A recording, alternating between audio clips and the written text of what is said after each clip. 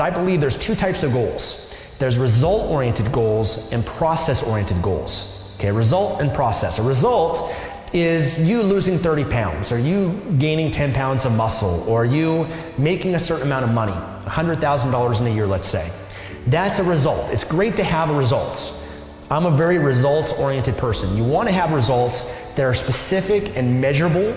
Okay, it's exactly, this is how much fat that I'm going to lose, or this is what it's going to show on the scale, this is how much money that I want to make, and that allows you to measure that so that over the next 12 months, every month or every week, you can check in, you can weigh yourself, you can check your body fat or measure how much money you received, and you can see whether or not you're on track. And having a goal like that that's based on result is an indicator for you to measure it to see whether or not you need to change your approach or change your action plan along the way. Now, the thing with results though, you don't have full control over the result, do you? You don't fully have control over how much weight you're going to lose or how much money you're going to make. You only have influence at best. You can influence that result, but what leads to that result is a process. So that's why I believe you've got to have process-oriented goals as well. See, most people, they only focus on the result, and oftentimes when they don't achieve the result, they get discouraged and they give up. They believe they failed. And they make it mean that it didn't work, they make it mean that I'm not good enough, and that pain prevents them from setting new goals in the future. But my friends, as Tony Robbins says, the past does not equal the future. Just because you failed in the past doesn't mean you will again in the future.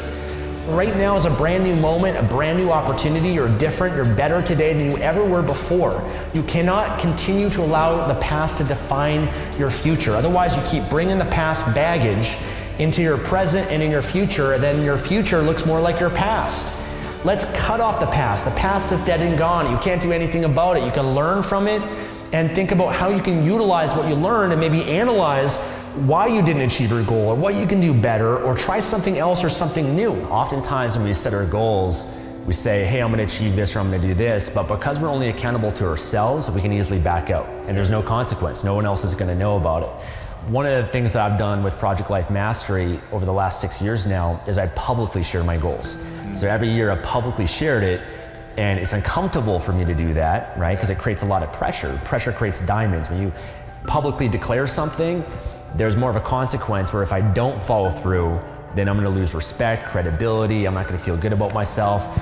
So that's one form of accountability that I've leveraged, but I also believe in having accountability. It could be a mastermind group or an accountability buddy or a coach or a mentor, someone that can help you stay on track, just like professional athletes or high achievers, they have a coach or they have that form of accountability. I'm reminded by a good quote that Tony Robbins shared, which is that change is never a matter of ability, it's always a matter of motivation. Okay, I'll say that again. Change is never a matter of ability, it's always a matter of motivation.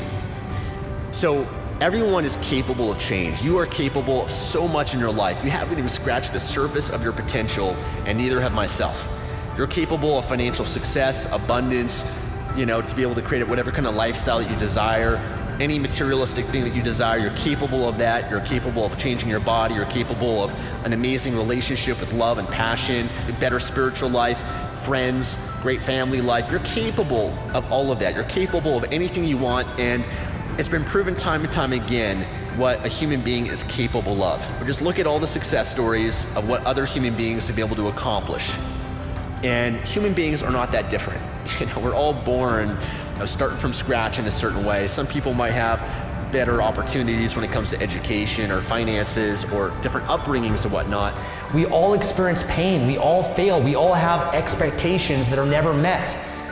But what the skeptic does, the pessimist, what happens for them is they create so much pain when that event occurs that as a way to protect themselves and to avoid feeling that pain ever again in their life, it's so much easier just to be skeptical and pessimistic, to say, oh, that doesn't work, or that's fake, or that's phony. There's people, they're never that happy, they're putting on a show, and that's not who they really are. They find excuses and reasons to justify their pain and their belief system. But you give up, they settle in their life. And I don't know about you, if you look around the world, most people are living their life half dead. They're alive, but they're not living. They're not passionate about their life because they've given up. And when you realize that the past does not equal the future, you understand, you know what, right now is a brand new moment, and I'm gonna approach this moment with newness and excitement in my life that anything's possible, and I'm gonna go from it, I'll keep learning, and yeah, you're gonna fail, you're gonna make mistakes, there's gonna be pain along the way, but as long as you keep a positive attitude. Finding a way to love what you're doing, and I think part of that is initially you might not enjoy it, and it's just like with anything, you have to build the habits. And the hardest part is always at the beginning, but once you get past that beginning point, that's when you start to really enjoy it. That's where you get the momentum from what you're doing. And I think a key thing is falling in love with the process, not the results. Because results will come and go. Results are not guaranteed. You have no control over the results. You always have control over the process. So if you're trying to build your business, but your only motivation is making money, well, there's no guarantee that you're gonna make money, and who knows how long it might take you. It might take longer than what you expected.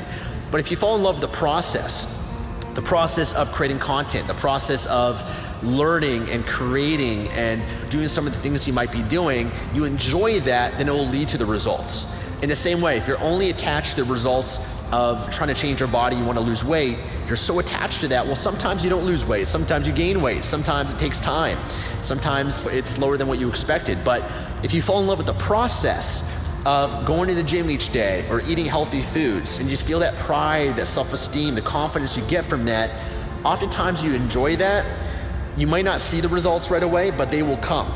If you're only attached to the results, then when you don't see them fast enough, that's when people give up, they get discouraged, they lose their motivation. So fall in love with the process, enjoy what it is you're doing, enjoy the journey of what you're going through, because you're gonna spend most of your time in the journey anyways, and you have 100% control over that. Whatever result that you set for your life, it's never gonna make you happy. That's the delusion, the lie that everybody buys into.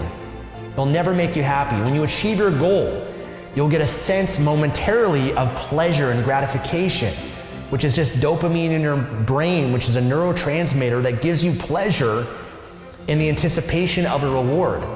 But once you achieve it, it doesn't last. And then sure enough, you look for the next goal, the next goal, the next goal. So many people are so focused and obsessed with the result and the outcome that they forget to understand and enjoy the process. As though old cliche goes, I know you know it, you've heard it 1,000 times, it's not the destination, it's the journey.